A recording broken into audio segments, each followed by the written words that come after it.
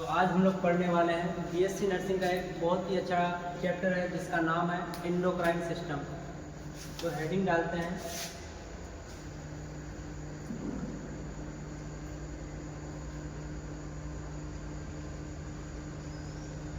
Endocrine system.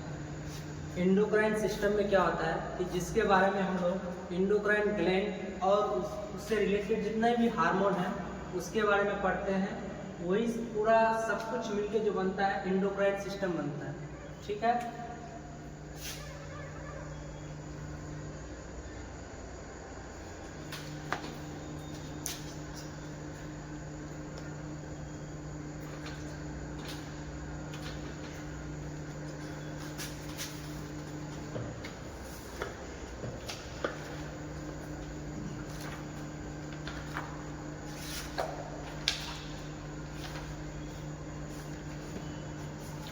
Endocrine system में है कि made up of endocrine gland and endocrine hormone, इसी को बोलते हैं एंडोक्राइन सिस्टम।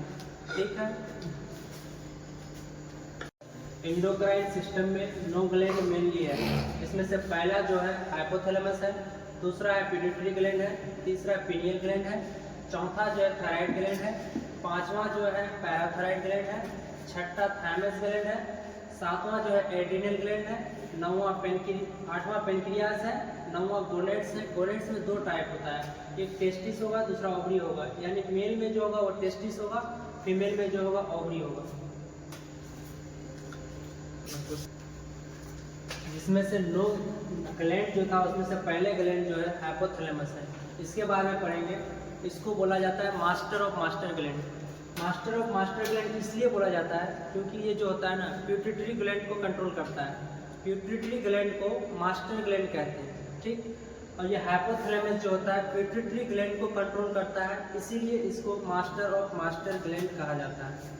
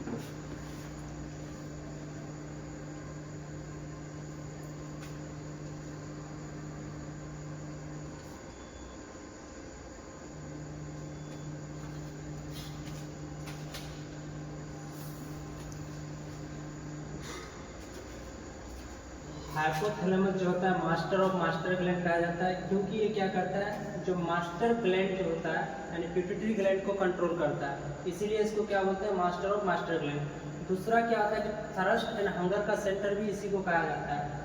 थर्स्ट यानी भूख और प्यास का जो सेंटर होता है, भूख और प्यास का लगना इसी के ऊपर पूरा डिपेंडेंट होता है। ठीक। तीसरा क्या है कि it control biological clock in adult. Biological clock क्या होता है कि कब नींद आना है, कब सो के उठना है, कब क्या करना है, ये सारा दायरा मदार किसके ऊपर आता है, तो हाइपोथैलेमस के ऊपर आता है।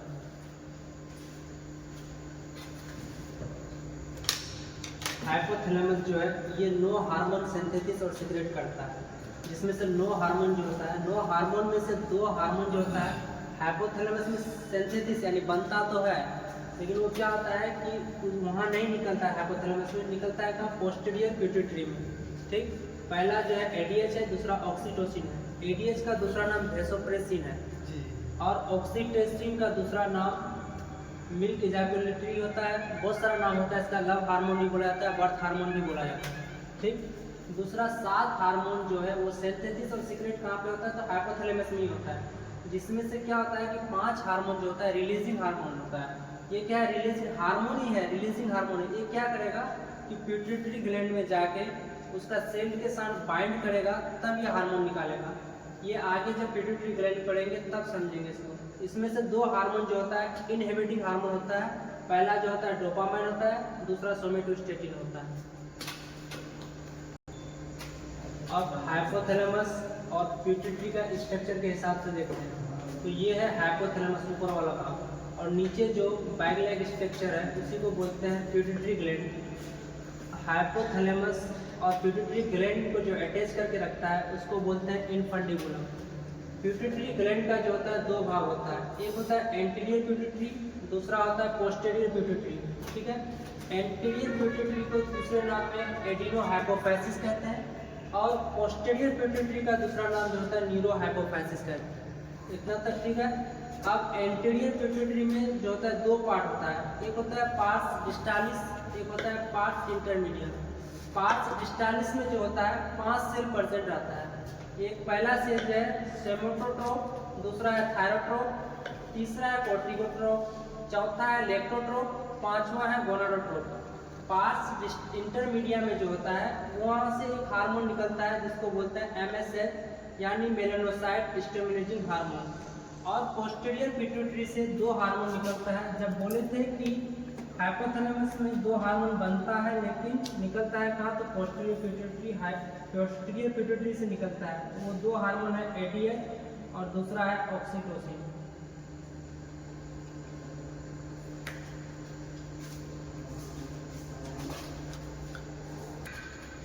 इसको फिर से एक बार समझा देते हैं कि ये जो है ऊपर में जो है हाइपोथैलेमस है, नीचे में क्या है पिट्यूटरी ग्लैंड है। ठीक, हाइपोथैलेमस और पिट्यूटरी ग्लैंड्स को जो अटैच करके रखता है उसको बोलते हैं इनफंडिबुलम। आप पढ़ते हैं पिट्यूटरी ग्लैंड। पिट्यूटरी का दूसरा नाम है मास्टर ग्लैंड, जो क्या होता है कि मास्टर ऑफ मास्टर ग्लैंड से नीचे अटैच किया हुआ रहता है। ठीक, इसका फिर पिट्यूटरी ग्लैंड का दो भाग होता है, एक होता है एंटीरियर पिट्यूटरी, दूसरा होता है पोस्टीरियर पिट्यूटरी। ठीक है, एंटीरियर पिट्यूटरी का दूसरा नाम है एडिनोहाइपोफाइसिस और पोस्टीरियर पिट्यूटरी का दूसरा नाम है न्यूरोहाइपोफाइसिस। इतना तक क्लियर है। अब एंटीरियर पिट्यूटरी में क्या होता है कि दो भाग होता है, एक होता है पार्स डिस्टालिस, एक होता है पार्स इंटरमीडिएट। पार्स डिस्टालिस में क्या होता है कि 5 सेल प्रेजेंट रहता है। एक सेल जो होता है वो सोमेटोट्रोप होता है, दूसरा थायरोट्रोप, तीसरा जो होता है कोर्टिकोट्रोप, चौथा जो होता है लेक्टोट्रोप और पांचवा जो होता है गोनाडोट्रोप।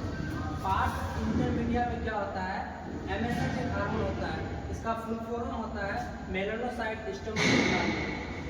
अब न्यूरोहाइपोफाइसिस में जो हार्मोन दो हार्मोन आता है ADH और ऑक्सीटोसिन, वो हाइपोथैलेमस से पोस्टीरियर में कैसे आता है, तो इसमें दो न्यूक्लियाई प्रेजेंट आता है।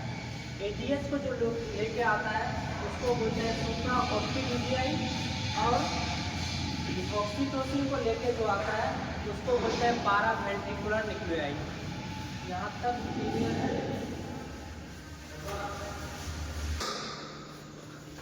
जैसे हाइपोथैलेमस में पढ़ाए थे कि 5 रिलीजिंग हार्मोन होता है, तो रिलीजिंग हार्मोन आके क्या करेगा कि जो ये एंटीरियर पिट्यूटरी का पार्स डिस्टालिस में जो 5 सेल प्रेजेंट आता है ना, वो रिलीजिंग हार्मोन, उसको रिलीजिंग हार्मोन इसलिए बोला जाता है कि वो रिलीज दूसरा हार्मोन को रिलीज करने में हेल्प करेगा।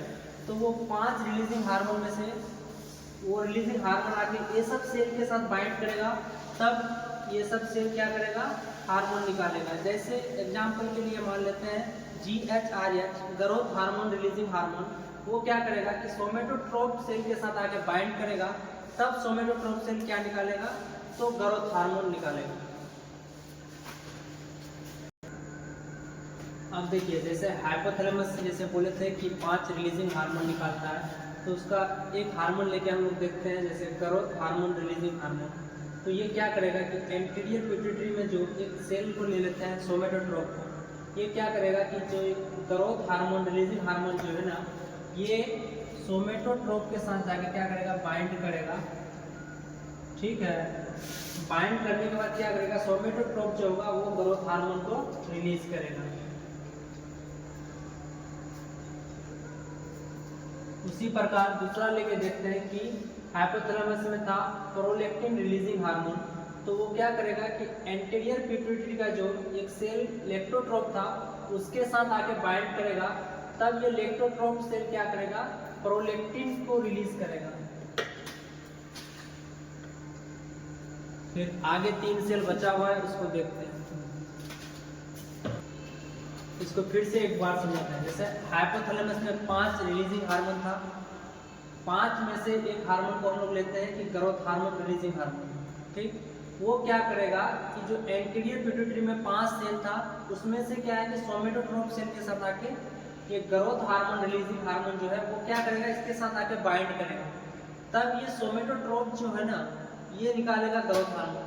उसी प्रकार से हाइपोथैलेमस से एक है प्रोलैक्टिन रिलीजिंग हार्मोन, तो यहाँ पे एंटीरियर पिट्यूटरी ग्लैंड का एक सेल है लेक्टोट्रोप, तो ये प्रोलैक्टिन रिलीजिंग हार्मोन जो है वो लेक्टोट्रोप के साथ आके बाइंड करेगा, तब ये लेक्टोट्रोप सेल जो है ना वो प्रोलैक्टिन हार्मोन निकालेगा।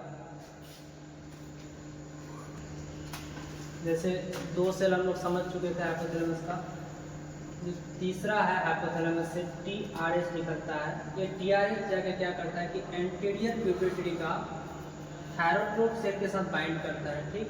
ये TRH जाके एंटीरियर पिट्यूटरी का थायरोट्रोप सेल के साथ बाइंड करता है, तब ये निकालता है TSH हार्मोन, ठीक।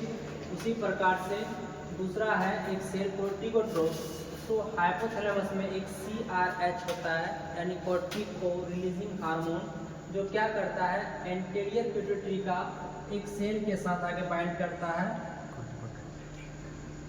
जो निकालता है ACTH।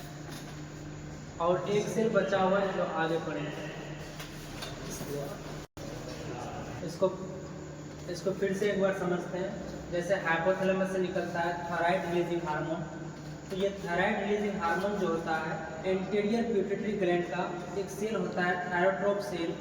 ये थायराइड रिलीजिंग हार्मोन जो होता है उस सेल के साथ आके बाइंड करता है, तब ये सेल क्या निकलता है TSH हार्मोन निकालता है। उसी प्रकार से हाइपोथैलेमस से एक हार्मोन होता है कोर्टिकोट्रोप रिलीजिंग हार्मोन।